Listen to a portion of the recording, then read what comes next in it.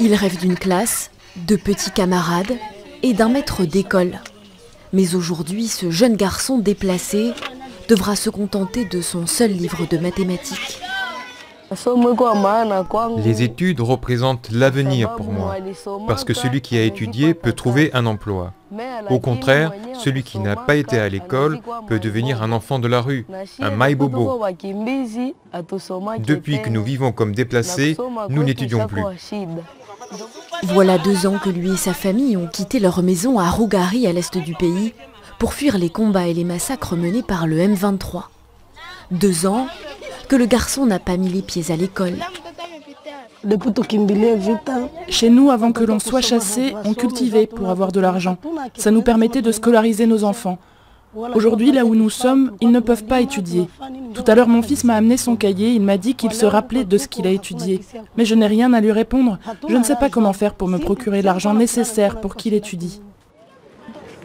Pauvreté, cherté de la vie, insécurité grandissante. À Goma, la rentrée scolaire est une lutte pour toutes les familles. La ville est coupée de toutes les voies d'approvisionnement, encerclée par les rebelles du M23. Au marché central, cette mère de 3 enfants fait ses courses de rentrée. Elle a dû se serrer la ceinture pour se procurer ses fournitures.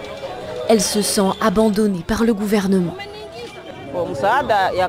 L'aide du gouvernement, nous ne comptons pas dessus. Si tu attends de l'aide, tes enfants finiront dans la rue. Ce que je peux donner comme conseil aux autres familles, c'est qu'elles n'attendent rien du gouvernement. Elles doivent se battre. La ville de Goma compte environ 1 million d'habitants et 1 million de déplacés. Parmi eux, des milliers d'enfants non scolarisés que l'État promet de recenser. Leur identification permettrait leur prise en charge scolaire, mais leur nombre ne cesse d'augmenter face à la dégradation de la situation sécuritaire dans le Nord Kivu.